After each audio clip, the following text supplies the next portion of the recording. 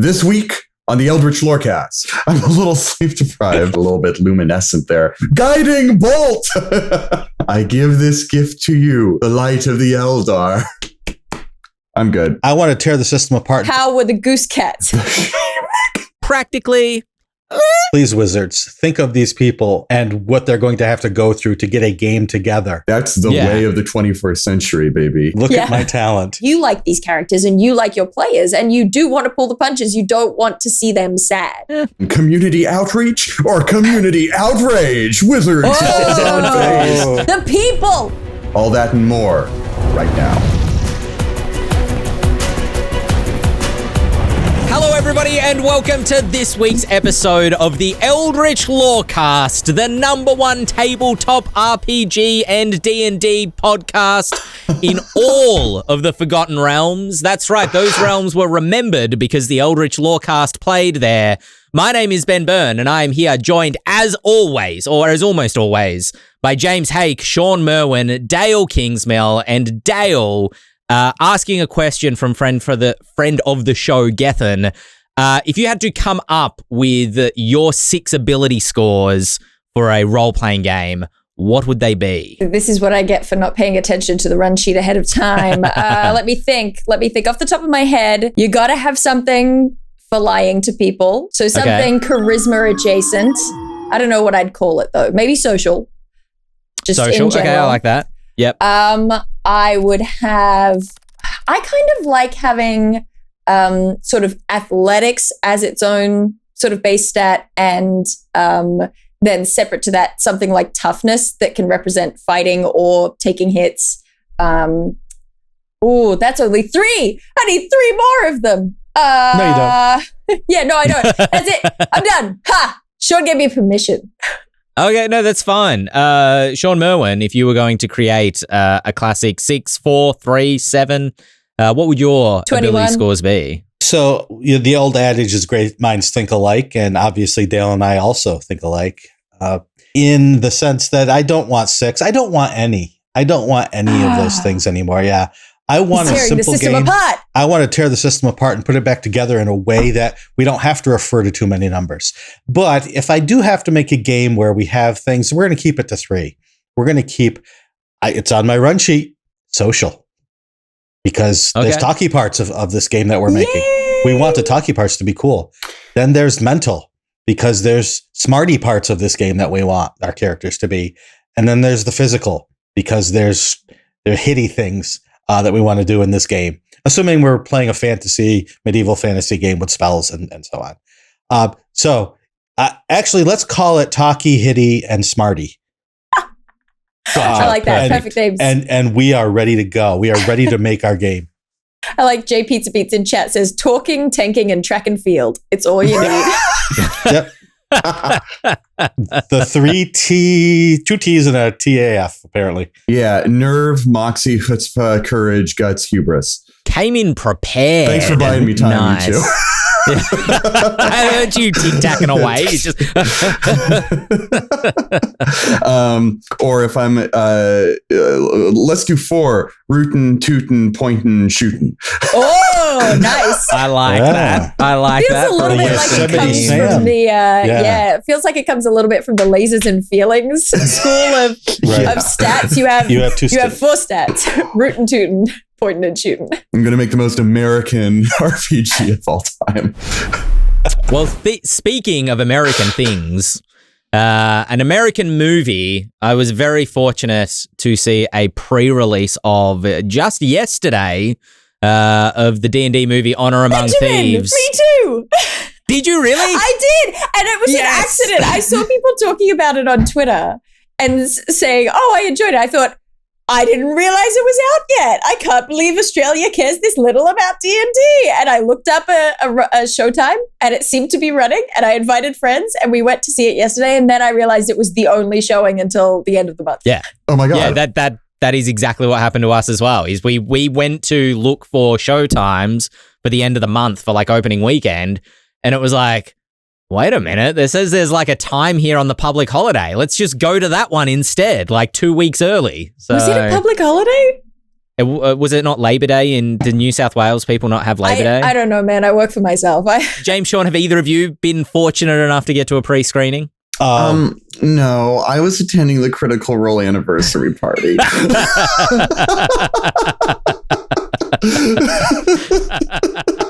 I heard it was pre-releasing in Australia, so I tried to swim, but I'm not a strong swimmer, so I didn't make it very far. Half this podcast not seen it yet, but I would deign to guess most of our viewers. Spoiler-free, Dael, out of 10 or out of 5 stars, what are you giving it? Ooh, out of 10, I'm gonna give it like a 7 or an 8. I had a fun time. You know, there are some tweaks I would maybe make, but I had a good time, and I think that, you know, as much as the people who are mad about the owlbear are going to be so much more mad. They're going to be spewing. But if you're going there with a mind to have just a fun time, I think you're going to have a fun time. I would concur. I would agree. 7 out of 10, 3.5 stars. Probably 3 stars if I wasn't allowed to give halves. But a solid, entertaining time. The one thing I will say is that it is a movie that has not an original bone in its body, and yet that is kind of D&D, which is like, oh, I like that. I'm going to take that and put it in my campaign. So there you go. The one thing I do want to say is that before I went, I was chatting to my sister, and I was explaining the owlbear controversy. And she was clearly new to the concept of owlbears, and I tried to explain it. It was one of those things where it's not like she didn't care, but she also definitely didn't care. And then I got home from the movie, and she was being good, and she was engaging with me, and she said, "How were the goose cats?" Because she knew it was something she was reaching for. She's like, "There's a bird and a mammal. Stick them together." I love Goose Cat. Yeah. Yeah. This is from the same sister who recently forgot the phrase dark horse and replaced it with both the dog you don't notice and the sheep that comes from behind. Now that's horse of a different color. Dael, can we make the Goose Cat? Can we just please next weekend just slap that in a Google Doc, throw it on Twitter? 100%. Please. When do we start the Goose Cat Kickstarter? I need to know. I got to start writing. We're going to have plushes. We're going to have minis. Goose Cat, the board game, the goosening. You know, when we did Tal'Dorei Reborn with Critical Role, there's a monster in the cover called the Adrenac that's this astral sphinx, sort of winged feline construct creature, and WizKids made a mini of it. I love this creature. Focus on it. Whatever. Made this creature, and my co-authors and I have been saying the entire time, we need plushes of it. We need plushes of this little guy, and those bastards won't listen to us. Damn them. RPG plushies, monster plushies are the way to go. And Ben, maybe I'm segueing for you, but Wizard seems to have realized this. Have y'all been seeing the mimic plushies, the displacer beast plushies, all of that have been coming out kind of in support of the movie? They're really cute. That mimic is adorable. I think we will see a lot more plushies based on this movie in the near future. The one thing, actually, that I am disappointed about that got shown in the trailer was the mimic. Speaking of the fact that the mimic box opened up and its tongue shoots out, blah, blah, blah, blah. If that hadn't been shown in the trailer and nobody knew that was coming, that would have caused the theater to explode. That's the one thing that I wish they had held back for the surprise for people I would to see. agree with that. Yeah, I respect that. Speaking of things that the community will have opinions about, Wizards of the Coast released a community update with a sort of laundry list. They were just basically putting their Monday board to-do list out to the public, it seemed, which is great, cool, with a whole laundry list of things that they have both done, plan to do, and are doing currently. You know what? Good for them. Good for them for trying to now be a little bit more transparent and engage with the community a little bit more, and do the things that the fans may be interested in. Yes, you're opening yourself up to be ridiculed, and well, so are we by sitting here doing this. So, good for them. And I'd love to see more of that. And it looks like there are going to be a little bit more public facing, at least with their, with what they're working on. This is something that D&D Beyond did very well, is by making a publicly visible Trello board that had their short-term, mid-term, and very long-term, if ever, plans kind of up there for the community to see. And I get the sense that Wizards did not inherit this concept from them. I don't think that, their leadership got imported into Wizards' decision-making hierarchies, echelons, or anything like that. But it just goes to show that being transparent earns you a lot of goodwill with fans, especially when maybe you've done something that, perhaps wants you to earn some goodwill back. They're definitely on that earn the goodwill back kind of journey, if you will, still. Tour. Yeah. If we drill down into these a little bit more, I mean, the done section is the SRD 5.1 is now in Creative Commons. The 1D&D playtest packet has I love been including releasing. a done list. Yeah, I know. It is very yeah, we know. We were there. We saw that. To be fair, I mean, when I'm making a checklist of stuff that I want to do, I do also include things that I've already achieved. That's just fair. to make me feel better. Yeah. And hey, maybe this is to make the community feel better. I mean, maybe. Of course it is. With the poor communication, sometimes people might not know some of these things have been done. So it can be very helpful to when you have 1 million users or 10 million users, as opposed to a company that might have 50 users for their product. It's good to get that information out there.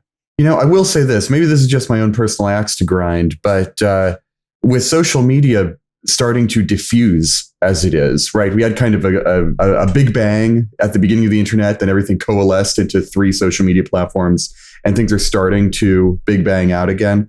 I have no idea where to find news for the things I like anymore. Marvel Snap is a huge offender for this, where it's like, I'm not on their Discord. Where do I learn about things? Do I go Discord to the Reddit? is the only What's place happening? they post that stuff. Sometimes people repost to Reddit. That's it. That's all you got. And then Reddit trickles onto Twitter sometimes, and that's where I learn things. But D&D suffers kind of the same fate.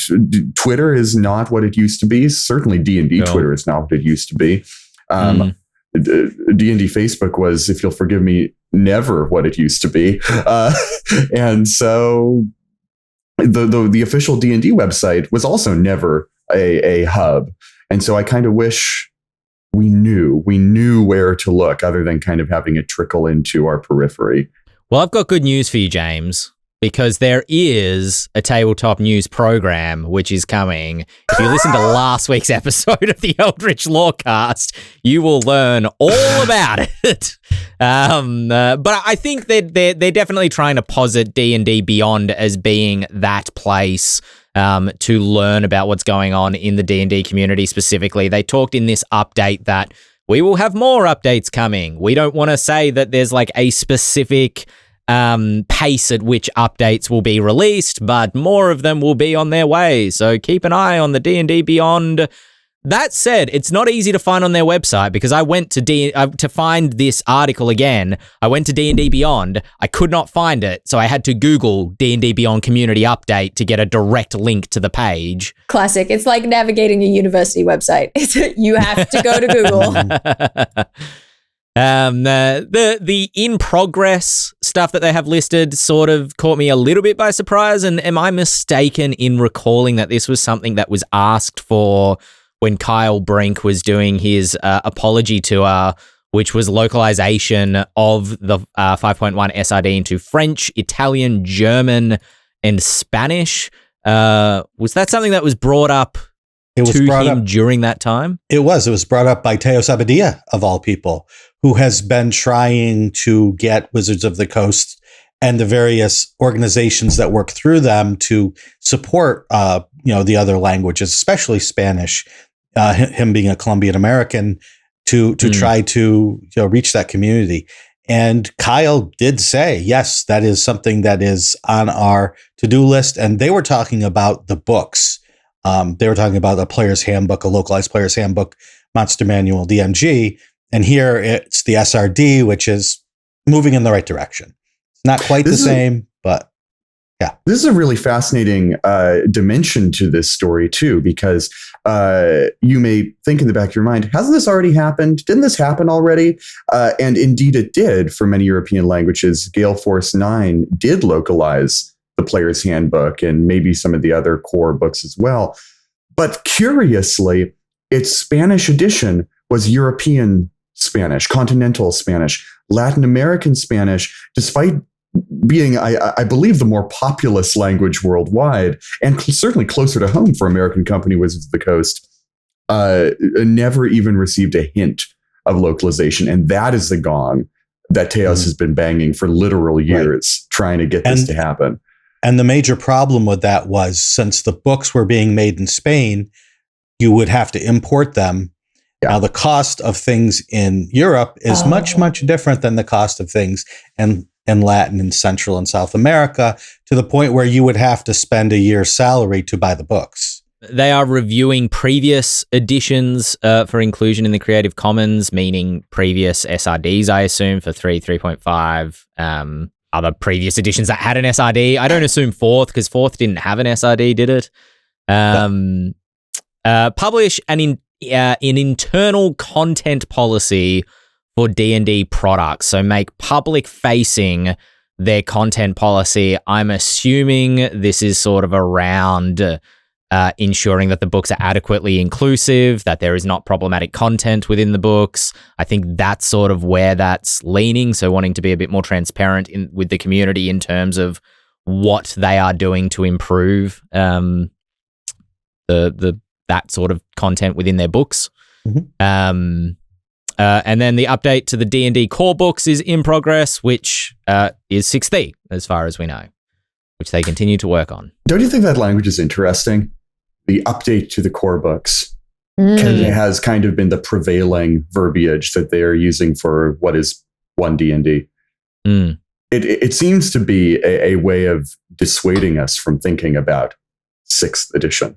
Well, that's interesting when you look at their upcoming, which is to ensure 1 D&D rules updates are compatible with 5th edition and the SRD. And that's a curious thing to have in their upcoming list, because, I mean, I don't know, maybe that upcoming should be entitled ongoing, because you assume that's what they've been working on doing this entire time. But maybe they're receiving feedback that suggests to them, which I think we've said on this podcast a few times, these classes don't seem quite as backwards compatible as we may have first been led to believe. And sure, you could have a 1 D&D cleric or a 1 D&D paladin in the same party as a 5e rogue or a 5e ranger, but you can't take a Xanathar's Guide to Everything subclass for a paladin with a 1 D&D paladin. I don't know if that specific example is true, but they've changed like where the subclass levels kind of sit between the different classes, and kind of standardize that across the board a bit more, which means that it's not like, technically yes, practically, a bit hinky in the tinkering there. I see what you did. I'm just sticking a pin in this for in a couple weeks' time when we can start talking about the D&D movie. But I am interested to talk about the comparison between the D&D movie and the class design direction of 1 D&D. That's all I'm going to say. Yeah, okay. Horrible Cabbage brings up an interesting point. If there are new versions of the core books, and the core books are what define an edition of the game, what makes updated core books not an edition? Who can say? Those of us who lived through and played through the 3rd edition of D&D certainly have some experience with that. The differences between the 3rd edition 3.0 core books and the 3.5 core books were once kind of substantial and not very substantial. They sure changed everything, but it sure didn't change the fundamental identity of what 3rd edition was. And I have a hunch that the rules refresh for 5th edition will be much the same. It also makes me think of wargaming when they, release errata to change a bunch of the mechanics. I don't war game. I don't know if I'm using the right words, but when they're like, let's release a new thing that changes everything that we released last time. That thing. Yeah, no, you used the right word. Great. I'm praying that someone at Wizards is thinking ahead to the conversations that poor gamers are going to have when new books come out and you're trying to set up a game. You go to a game store, you go to a convention, you're looking for players for your home game. Try to think of what that conversation is going to sound like. And whether it's through marketing or through development or business, whatever, please, Wizards, think of these people and what they're going to have to go through to get a game together. You want to make that only as simple, core classes. What does that mean? as simple as possible. So it's not. So are we playing 5th edition or 1 D&D or what is it? Is it 5.5? Is it 6E? We need to nip that in the bud right now. Updated 5E. Right. Yeah. It needs to be able to be talked about smoothly if you want more and more people playing your game. I would think, and this is purely a Ben Burn speculation here, but I would think that what Wizards would want to do is release their core books again and kind of have them as basically, apart from what Jeremy Crawford occasionally tweets, like set in stone. Those are the core books as written. Those are the rules which everything will like reference back to. But I can definitely imagine this nightmare scenario, a Games Workshop type solution, if you will, to dip back into the war games, which is, here is the rule book, and 6 months later, here is the rulebook 0.5 with all the changes to the rules that we have made in the last 6 months. And then 6 months later, here is the newest rulebook.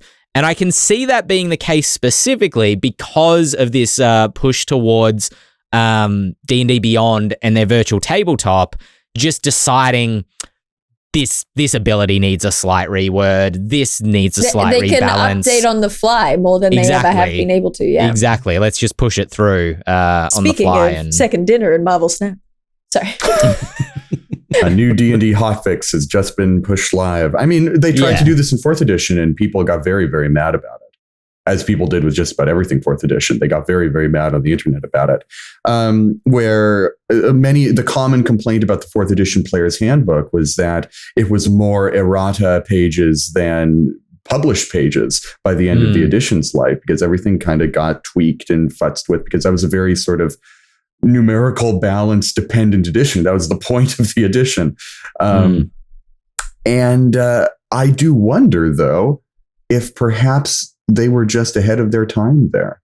4th edition was in many ways was very ahead of its time. It really wanted to go all in on digital tools, and mishap after mishap after mishap. Go watch our Matt Colville episode, right? Mishap after mishap after mishap just gutted the vision for 4th edition. And when you look at what was intended, the technology that was supposed to be there to support that game, a lot of the things that seem kind of janky about 4th edition make so much sense.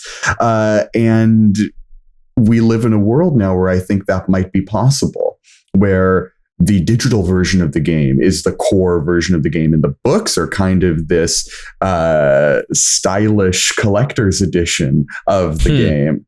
See, the thing with that is, I think that we're in an age where we're fully capable of that. It's definitely possible. But I think as long as we're calling them pen and paper RPGs or tabletop RPGs, it will always feel like something that has to, at its center, be about being in person. And something like 4th edition, playing Dusk with Colville, it's really fun. It works great on the virtual tabletop. And there was a lot of, oh, wow, 4th edition is great. What was all this about? And I had to stop and sit back and remember, okay, but if you're sitting there playing at the table, trying to remember all these powers, remember which ones you've activated, which ones you haven't activated, you're ending up with like a folder's worth of stuff for your character. And I think there's going to be a lot of great stuff that comes out of digital tabletop gaming. But I think that there's so much nostalgia tied up in this game that it's going to be really hard to move like the majority of the player base to purely online. Is the rules refresh going to be a tabletop game? Is That's that what the they question. want? That's the question. Or will there just be some strange old holdouts like us who will continue to play it as a tabletop game? I don't think we're that uncommon. That's all. I just don't think we're that uncommon. I don't think so either. But I can see how a marketing Every exec might edition get of it in their D&D, head. the most common customer base is people who already play D&D. You know what I mean? Like, we're only just now entering an age where you're getting a lot of people who don't play D&D buying D&D. That's new. Mhm. That's a new phenomena. And I think still most D&D customers are people who bought the previous edition and are moving on to the next one. It's not even maybe the previous edition, but maybe the edition before the previous edition. Yeah. Which is a whole new way to look at this issue of who's going to be buying the next edition. Is it going to be just the same old players? Is it going to be people who watch the movie who have no idea what D&D actually is, except for the funky stuff happening up on the screen? And how are we going to invite them gently into this hobby of ours? I can't wait to talk about this with you. Yeah, we might have to do the Americans. We're all going to see it opening night, right? We're going to go. If you are an Amazon Prime member, you can get tickets for a special showing Sunday, March This podcast not 19th sponsored by Amazon Prime. at 2 p.m. Although we would take your money. At 2 p.m. you can get a However, special if you want to showing. use your Twitch Prime sub to subscribe to Ghostfire, On Twitch, yes, that would be great. Right. So in the US, you can see it a week early. At 2 p.m. on Sunday, you have to buy tickets via the previously aforementioned site. Yeah. Give us some of them Bezos bucks. The D&D Content Creator Summit. Speaking of much to talk about, and yet maybe not that much to talk about, I don't know. This has kind of blown up I saw Bob Worldbuilder's video, as everybody did, with the very deliberately constructed, very clickbaity thumbnail and title of the video. And that's not a criticism of Bob. If anything, that's a congratulations. Like, Bob is good at YouTube, right? Of course he is. He's been successful. And it kind of, I think that video specifically is why this blew up into a thing. And then I read Teos's blog article on the matter, and I sort of settled down a little bit. Because Teos basically, to summarize in Ben's words, Teos's blog article was like, they did this for 5th edition too. Yeah, they do this all the time. They invite journalists out, or, that's been the word that's getting people angry is journalists in this current discussion. But they invite people who are part of the community, voices in the community, if you will, out, and they showcase what they're working on. And that's something that has happened before and something that I assume will continue to happen. But I think largely because of Bob's YouTubeizing of this discussion, it has turned more contentious. That's been a theme in recent times. I thought it was the content creator definition that got people the most angry. Maybe that's just coming from a game development side. But, I had people who have written for Wizards of the Coast on multiple books who have still never gotten to meet anybody in person at Wizards of the Coast, never been invited to Wizards of the Coast.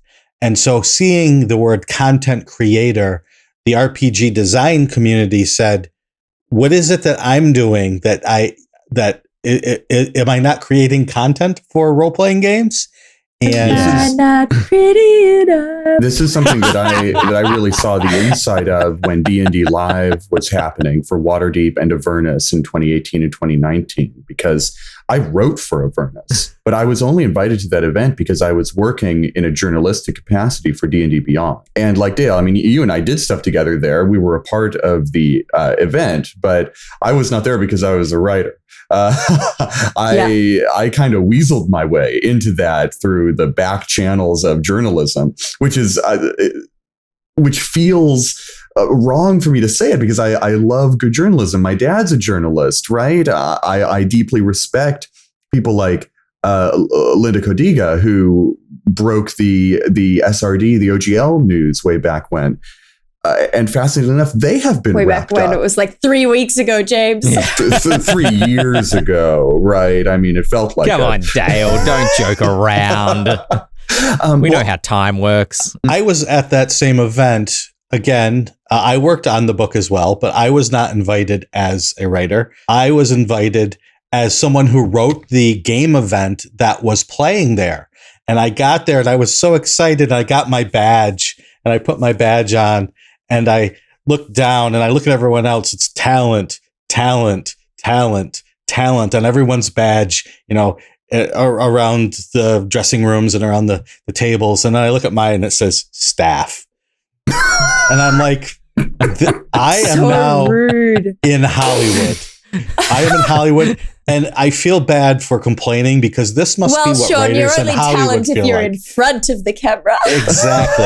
Exactly. Well, thank goodness I have a camera now. Look at my talent. It's the way the industry is, right? It's the way the industry has always been. And I also need people to understand what a shambles that was, because I was invited, and I was invited to do like my own sort of unit of time in one of the sort of streaming booths, and to host a thing. This was the Avernus thing you're talking about, Dael, just to clarify. Yeah. And I was invited to do that, and I pitched a bunch of ideas, and then they got back to me and they were like, we invited too many people. If you want, you could bring a camera and stand in the corner. And I had to weasel my way into, because I, bought plane tickets and stuff. So it was just so that everyone's fully on the same page about what a shambles it was. But were you talent? I was talent. I think I've got my badge somewhere. Over there. Inevitably, it's always a shambles, really. In fact, despite the controversy, this one may be the least shambles of all. Yeah. I just everyone's angry they finally got their shit together. Yeah, it's important that people understand that I don't think that there's necessarily that much thought going into who gets an invite and who doesn't. I think that it's kind of a free-for-all. Anyway. If you did get an invitation, great. Congratulations. That's awesome. Go enjoy yourself. Don't listen to the people who are upset at you or who are calling you a sellout, because you do a thing that adds value to this community. Go add value to this community in whatever way you can. And imagine being called a sellout because you're working in the D&D tabletop industry and you get invited to a D&D event. That's I'm sorry that this is happening. You know what else it reminds me of? It's when you get those marketing things where they just send out like a fancy package to different people, and not everyone gets a fancy package. And it's sad to not get a fancy package, but it's I don't think it speaks to your value as an individual. I think that's what this happened too soon after Glass Onion, and so that's what everybody's kind of seeing is the parallels to Glass Onion. Did Bob Worldbuilder have to solve a puzzle to open the email to be able to access this? But to Shawn's point, that's what legitimately made me crack up laughing from Bob's video was when he was like, "You guys will say that they're just trying to wine and dine you. I'm happy to be wined and dined. Like, of course I'm going to take this trip. I'd be mad not to take this trip out there." So yeah, I don't know. We'll you can see that Wizards are trying to be transparent here, that they're trying to be transparent to the public, that this is still trying to be a very we're just part of the community and we want to invite the community in kind of also attitude. The best way to disseminate information to the community is via the people who have a lot of... For sure. A good megaphone. Yeah. Lot has been made. Content marketing. That's the way of the 21st century, baby. A lot have been making a point about how, though, Wizards don't have NDAs on this. And they're like, we're not going to make you sign an NDA because that's a poison word after what happened with the OGL debacle. There's no pressure to create content. You don't have to say anything.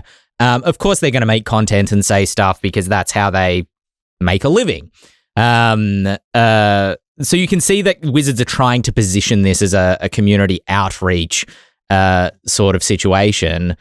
I had a larger point that I was coming to, and I completely forgot it in those words. So I'm just going to leave it there. Yeah, I don't know. Here's our headline: Community outrage or community outrage? Wizards falls on face. You really are a journalist. It all paid off, Dad. It all paid off. The thing that really fascinates me about this is the way that micro celebrity hero worship, pedestal placing plays into all of this. Because I was talking about Linda Kodega, the journalist for, I think, Gizmodo, who broke the OGL news back in January. They have taken a very strong stance on this. They are one of the kind of leading figures to broach the topic of maybe the people who are accepting this invite are sellouts. They are doing damage control for Wizards. And that has sparked a lot of sort of ire in return. And it's really a microcosm of how in this world of micro celebrity that I feel like all of Twitter, but D&D Twitter included, has kind of more and more gravitated to becoming, you can be on top of the world one day. You can be a champion of the people one day. And one bad take, doesn't have to be a bad take, one take that people interpret badly, you are scum. You've been cast down. And this isn't even a cancel culture thing, right? I don't believe in cancel culture, but I do believe in the fickle nature of people's opinion. And the more and more we prioritize that as social currency, the more and more you will see this happen. That is the cost of influencer marketing, right? That is the cost of, parasocially forming bonds with people. Whether you're a big company like Wizards or an independent journalist like Lynn Kodega, you are inviting this upon yourself, and that is the name of the game. And so it's why I kind of hate freelancing, because you got to do that. You got to brand yourself. Just enter that area of personal branding with care. Is it April 2nd? I actually don't think I wrote it down. It's the beginning of April, yes. Speaking of which as well, I don't think I put it on the run sheet. Sorry, going off script for a moment here, was that Wizards did say in that community update that they've got a D&D Direct, I think, coming in March.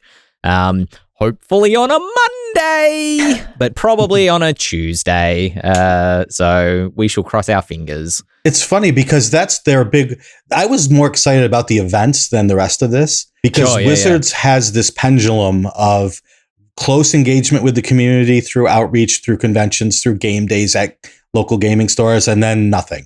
And now it looks like we're hitting that side of the pendulum where they're doing things like family friendly, build an e-community together, join your local game store, and inviting kids to a D&D table with exclusive kits for family play. They have 3 events like this over this year where they're sending content directly to Wizards Play Network stores, i.e. places where people gather to play Magic, and giving out for free game stuff, bringing in people to help run games.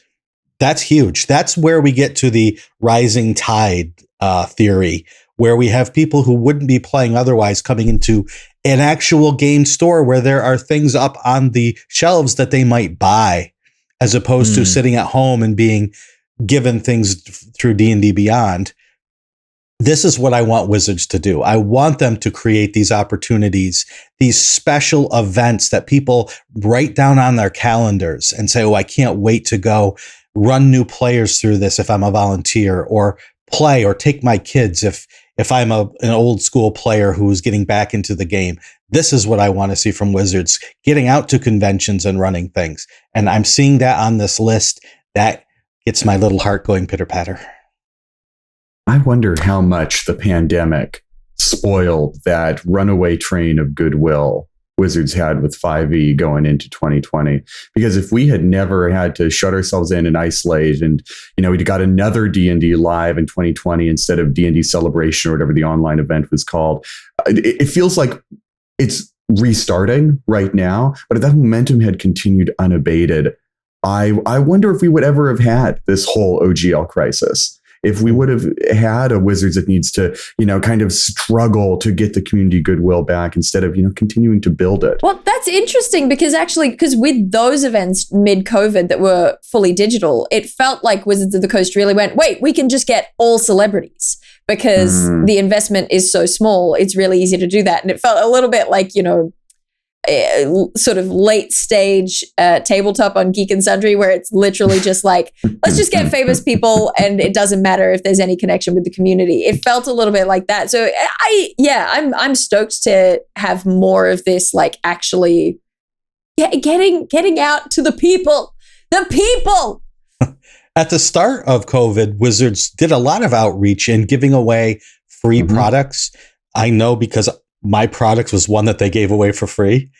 It had sold 10,000 copies on the DMs Guild. It was downloaded over 100,000 times when it was given away for free. Man.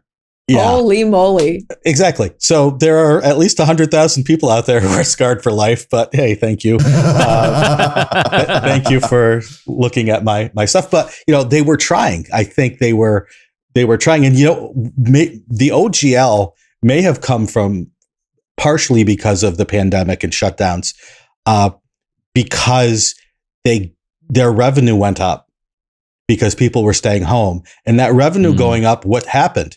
Hasbro went, look at that revenue going up while ours is going down. What do we have to do to get that? Oh, let's write a new open gaming license. So I think you were right, James. It might not have been exactly the reason why, but I think it's all tied together. The historians will go back and look and see how one thing led to another. You used the wrong formula, but somehow got the right answer. That was my entire high school calculus experience. Yes. Well, speaking of things happening in the community, quick shout out to Journeys Through the Radiant Citadel, which has been nominated for a Nebula Sci-Fi Award for the writing in the game category, I suppose. And it's interesting to me, because I've never had my ear to the ground with the Nebulas, but it's interesting to me that the category is both digital and tabletop gaming going up against each other, because Journeys Through the Radiant Citadel is up against the likes of Elden Ring, Pentiment, Stray, and also Vampire the Masquerade, Sins of the Sirens, which I assume is a tabletop product. What an eclectic bunch of products. And that's not even all of the nominees. It is eclectic indeed.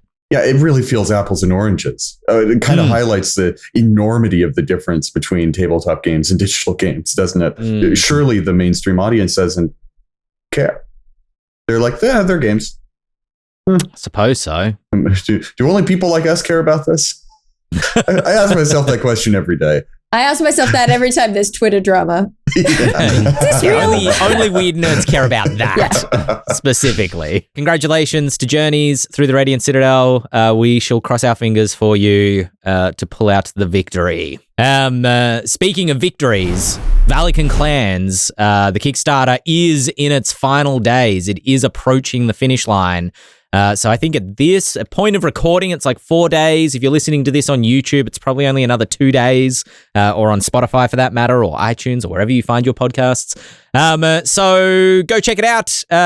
It's an awesome Viking-inspired, grim, hollow adventure plus supplement book worked on by your hosts, Shawn Merwin, James Hake. How are you two feeling as we come into the final stretch? Thrilled, and just like eager for those final stretch goals to be passed. I don't even want to say final, because they're the only the revealed stretch goals, ones that are tantalizing you right now, because the stuff that they've got up is really, really cool. I think the last one we passed was a fabric map of Ragwell Village, the home village in the adventure. I don't know why the fabric map is so like meaningful to me, but I remember when I was a kid, I was playing Legend of Zelda Twilight Princess. The collector's edition of that game, or the strategy guide or something, came with a fabric map of Hyrule. And I loved that thing. I had it on my wall. So fabric maps have a real deep place in my heart. But this one, unlike that purely decorative one from when I was a kid, this one is very, very useful. I like the village is central to that adventure. And so having an actual physical map that all of these backers get will elevate the play experience in a really wonderful way. I think that this is probably the best Grim Hollow supplement, the best Grim Hollow product we've made. And I don't even think it's close. And so I really want people to see it. I want people to look at what the future of Grim Hollow could be. If that's what if that's what our fans want, if that's what the playing community wants, because between, the rules and the adventure that James worked on and all our freelancers who built this beautiful story, and Simon Sherry and his team putting together these products that are absolutely astounding. I want people to see them. I want people to have them and realize that we could be doing this all over Grim Hollow. And I want to do that. So I just, in my bones, I want people to see it, to get that big box of goodies, when it fulfills, and open it like it's Christmas. Next stretch goal is really cool. The one that we're not even kind of like within striking distance of yet, that I really want to happen, because it's one of the subclasses that Shawn, you and your team did, the Mammoth Hunter Fighter. Because as much as I love the Mammoth Hunter Fighter, that sounds sick. Yeah, it's very baked into the lore of the world, and I think that's what, certainly in this stage of 5th edition, where it's kind of long in the tooth and a lot of the sort of fundamental aspects of class fantasy have been explored. You got to dig into the thing that's really specifically cool about this setting.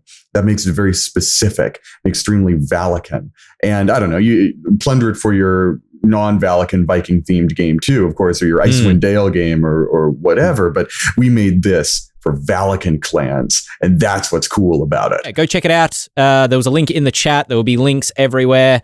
Over my left shoulder, there's a link up in that corner. If you're watching this on YouTube, and if you're watching it on Spotify or something like that, it'll be down in the show notes.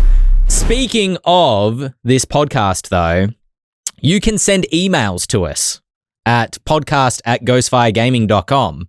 And we will take those emails and we will read them out on this podcast, and we will answer the questions posited to us in these emails, such as this one from Josh, who is feeling like he had a big climactic encounter. I know that this is a topic that can it can be a little incendiary within the tabletop RPG community, within the D&D community, about planning out your climactic, in quotation marks, boss battle. And Josh felt that they had pulled their punches a little bit in the final boss battle. They feel like they didn't go for the second stage of the fight. They just had the boss die at the end of the first stage of the fight. And at the end of it, his party commented, or someone in the party commented, that they felt that the boss was easier than they were expecting. They were like, oh, well, that wasn't as much of a challenge as I thought it would be, which was a dagger in Josh's heart. Felt like he didn't quite, his words literally, didn't feel like he had quite lived up to his players' expectation of a climactic battle. Advice for running climactic battles that are satisfyingly tough, but not accidentally overtuned and deadly, which is what I tend to do. It's hard. It's a really difficult thing to do. The only advice I have, and it can be tricky to implement, so I apologize in advance, is to really, ahead of a combat design, think what stakes are you willing to put on the table? Is this the finale? Does that mean that you are willing to risk a party wipe? You know what I mean? Would it still be a satisfying ending if the entire party dies? Do you want people to go down but not die? Do you want one or two players to have their characters die? The tricky thing really comes, in my opinion, because you can stack the deck in favor of the bad guy. Overtuning, I think, isn't the worst thing in the world because you can pull back. I think the danger does come from the fact that you like these characters and you like your players and you do want to pull the punches. You don't want to see them sad. But I think, okay, unless you're Ben. And then you really want everyone to cry. But it's I think a question of deciding ahead of time what risk are you willing to take here? Like, what is the worst thing that can happen that you are willing to let happen, and then commit to that course of action. But it can be really difficult to do. So I don't know if I have any like actual good advice. Shawn, do you have actual good advice? I have actual advice. Good. We'll leave that up to the experts. So my first answer to almost every question we get about DMing is, what do your players want? And if you don't know, ask your players what your players want. And that will help guide you, so you know if they don't mind if there's a party wipe, or that they will be very sad if there is. With that said, when I saw the question in our show notes, Ben had left out something that the actual question had, which was, I had a 2-tiered combat planned, but I jettisoned that after the first tier because it had taken 2 hours.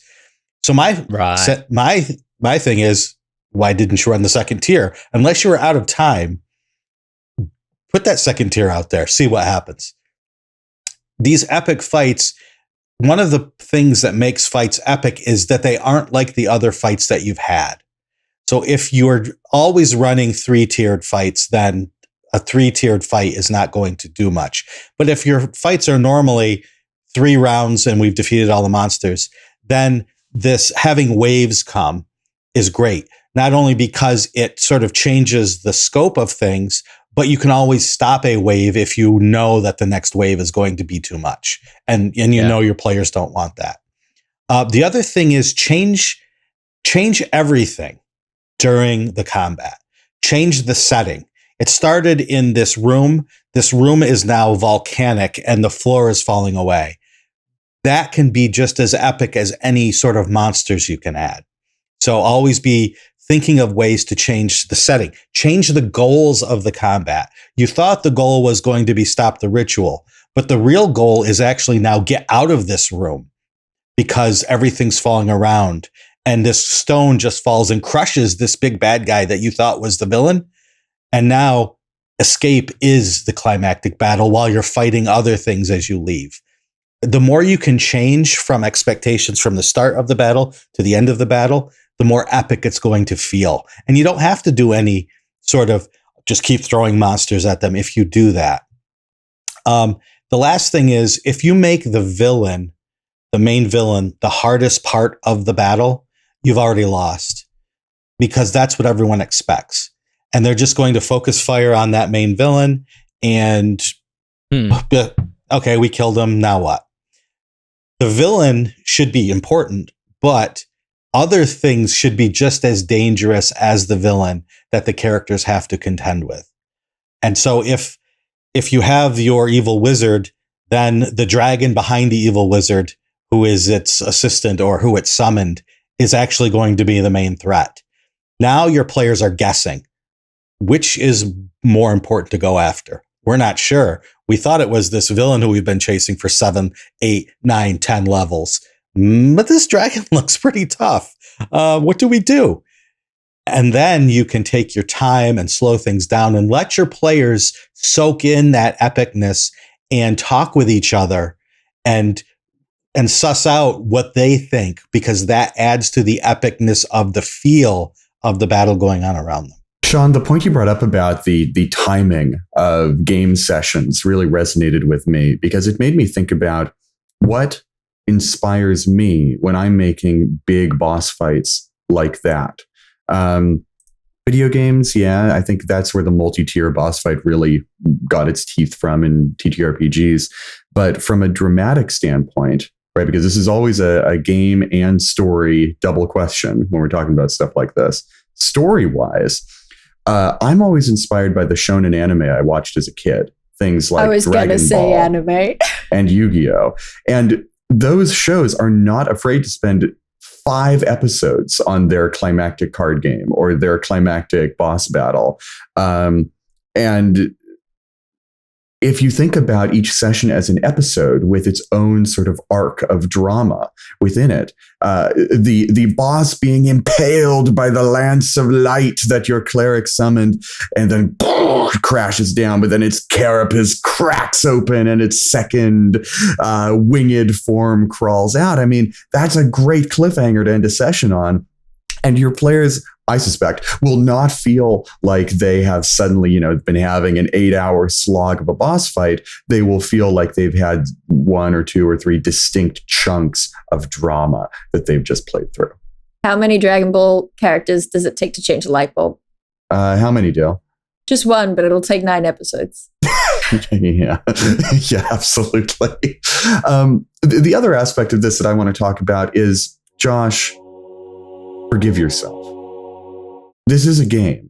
And the most significant part of the fact that this is a game is that you're the only one who's running it. You're the only one who's play tested it. You are play testing and delivering live the game all at the exact same time. So if you're playing this game strictly by the rules, any number of things could go wrong that you could not have anticipated.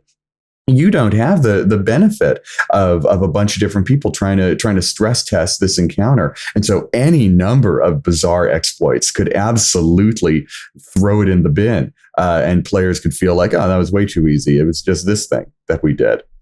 My suggestion often is to forget about the game aspect and focus on the drama of it. Focus on, fudge the numbers behind the screen. Don't worry about it. Because if what you feel bad about at the end of the day is the player thinking, well, that wasn't very satisfying, then you're not. Worry less about the game and worry more about the experience and how to craft it in a way that feels exciting, but may not be 100% legit. Yeah. The emergent storytelling that comes with a game like this can be incredible. It can be the best thing in the world, but also it can fall flat. The dice don't know the difference, right? Good Rain knows when to fall. D&D dice, they're a little iffy. But you know what? Here's some advice that I can give from my Christmas one shot. If your big climactic battle is falling flat, the dice just aren't working in your favor. Look, when in doubt, threaten to tear a character's arms off. It'll spice things up. They'll probably kill the bad guy before then, but it'll make it feel more dramatic when they do. I had to tear a character's arm off as like penance for getting through a boss fight that went bad for the party. They were fighting against a frost giant and it was not going to go their way. This was looking like a TBK. So they're like, can we bargain? And the frost giant was like, yeah, sure. I'll take his arm in recompense for letting you pass. And that was the end of it. The other thing is I agree with Shawn. Don't feel bad for changing things. Add 20 hit points to the boss. Take 20 hit points away if you have to. At the same time, something that I'm trying to learn is to not behind the screen counter my players' clever play, because I had an instinct to do that previously where they would come up with an idea and I would, in my head, think, oh no, they're just going to tear this boss apart now. Okay, what can I do to kind of like counter that so that it doesn't just turn into a bit of a wet fart of an encounter? But not doing that can also make your players, and again, it's about talking with your players and trying to figure out what they want out of the game. But recently, they knew they were going up against a bunch of spellcasters, so they decided to cast Fog Cloud, which meant that the spellcasters couldn't see any target to cast a spell at. And they slaughtered them, and it was glorious. It was, the reputation of these spellcasters had been built up for a little while, but the fact that they clever planned it out, was satisfying. It wasn't as epic as it necessarily needed to be, but it was still satisfying in a different way. So a lesson to those spellcasters to prepare Gust next time. Yeah, exactly. Or Dispel Magic. Yeah. Or Misty Step when they got grappled, 2 turns later. It was a slaughter. Anyway, speaking of slaughters, we have slaughtered through the time here and reached the end of this episode of the Eldritch Lorecast. If you are watching this on YouTube, feel free to subscribe to the channel. If you're watching it through an audio platform, feel free to leave us a review if that is possible. I'm pretty sure it is on Spotify and iTunes and all those places. Thank you, Twitch chat, for joining us for this episode. I've been Ben Byrne here with Dale Kingsmill, Shawn Merwin, James Hake, and we will be back next week with another episode of the Eldritch Lorecast.